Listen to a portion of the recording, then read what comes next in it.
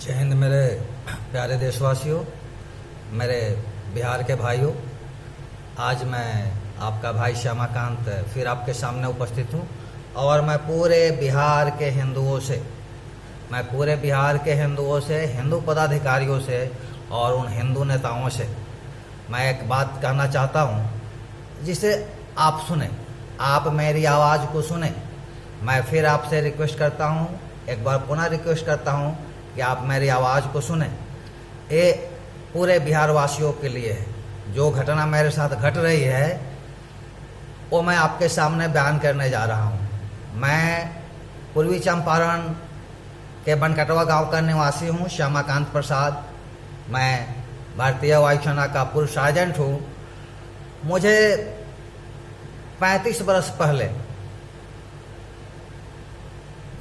Air force के तरफ से, बिहार गवर्नमेंट के तरफ से जो डिफेंस को ज़मीन दी जाती है, मुझे सैन्य सेवा के तहत दी गई। उस ज़मीन में से जब तक हमारे श्याम बिहारी भाई विधायक थे तब तक उस पर कुछ नहीं, किसी ने कुछ नहीं बोला।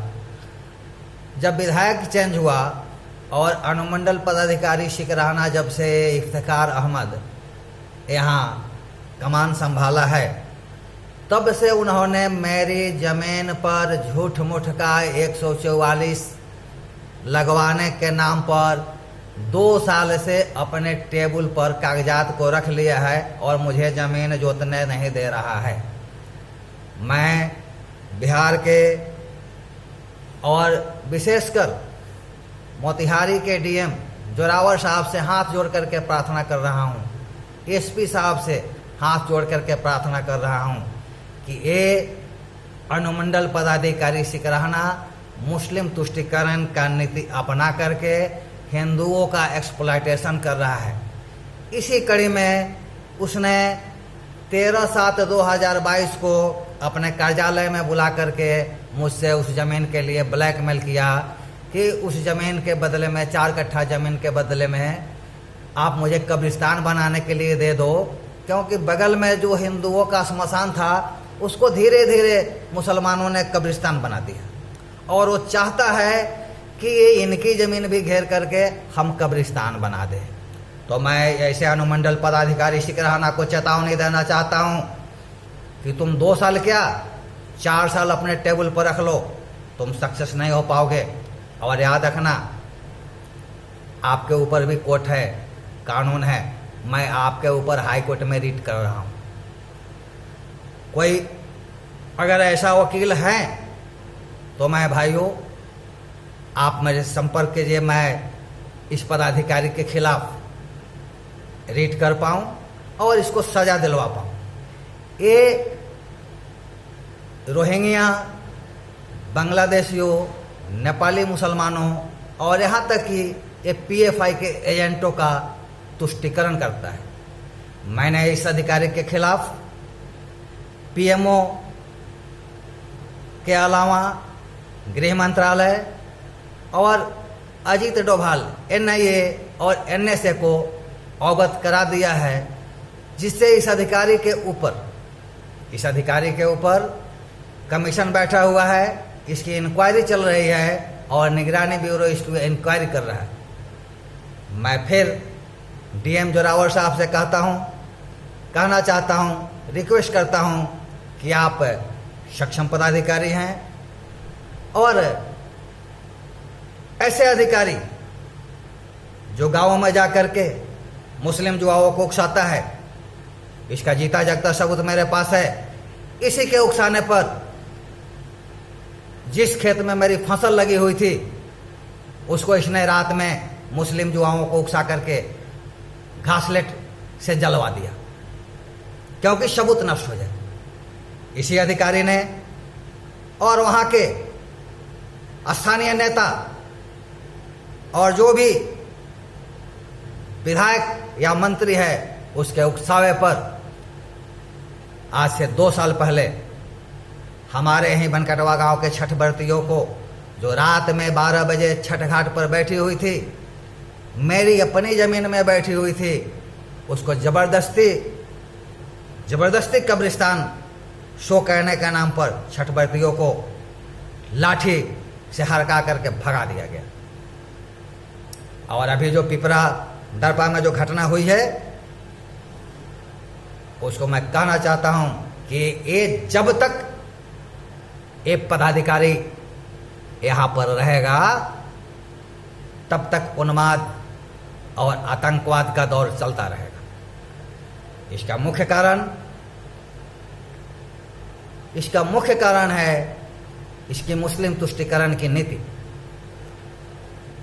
और मैं फिर एनआईए और एनएसए, मैं अजीत डोभाल जी को फिर ध्यान इधर आकृष्ट करना चाहता हूं। एनआईए के दिनकर जी का ध्यान मैं आकृष्ट करना चाहता हूं कि ऐसे अधिकारियों के ऊपर कार्रवाई करे। और ये क्या कर रहा है? ये फौजी की जमीन छीन करके ये चाहता है कब्रिस्तान बना देना।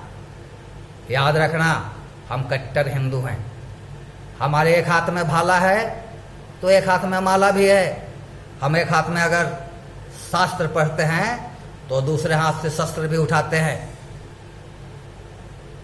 और तुम मेरी जमीन छीन लेना चाहता है? तुमको पता है ना कि 144 लगाने के बाद उसकी वैलिडिटी ओनली 6 मंथ होती है। तुमने किस हिसाब से फरवरी 2022 से उसको अपने टेबल पर रख करके, जब वो काल बाधित हो गया है, तो उसके पर आगे की कार्रवाई नहीं कर रहे हो? अनुमंडल पदाधिकारी से रहना क्या तुम भारत सरकार के मालिक हो? अरे तुम एक राजपत्रित अधिकारी हो गए तो एक नौकर ही हैं, government servant like me. I am also a government servant. लेकिन तुम सबको तो लगता है कि हम जितना मुस्लिमों को बढ़ा सके, बिहार को मेवात का नूह बना सके, यहाँ उपद्रवियों को संरक्षण दे पाए, उसके लिए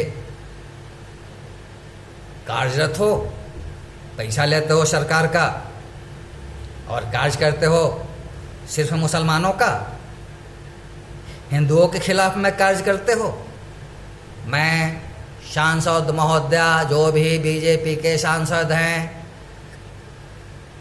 जो भी हिंदू धर्म के नेता हैं, और विशेषकर मेरे जादव भाई, आप समझ लो, वोट देने के पहले आप जा कर के देखो इंडिया में क्या हो रहा है। वहाँ ये नहीं देखा जाता है कि दलित की गाड़ी है कि महादलित की गाड़ी है, ये बनिया की गाड़ी है या साव की गाड़ी है, ये राजपूत की गाड़ी है या भुइयार की गाड़ी है, ये जादव की गाड़ी है या तेली की गाड़ी है, ये नहीं देखा जाता। उसने सिर्फ देखा कि तुम हिंदू हो तो सिर्फ उसने आपके गाड़ियों में आग लगाना शुरू कर दिया, आपके ऊपर फायर करना शुरू कर दिया। और इसको बढ़ाने के लिए कौन काम कर रहा है?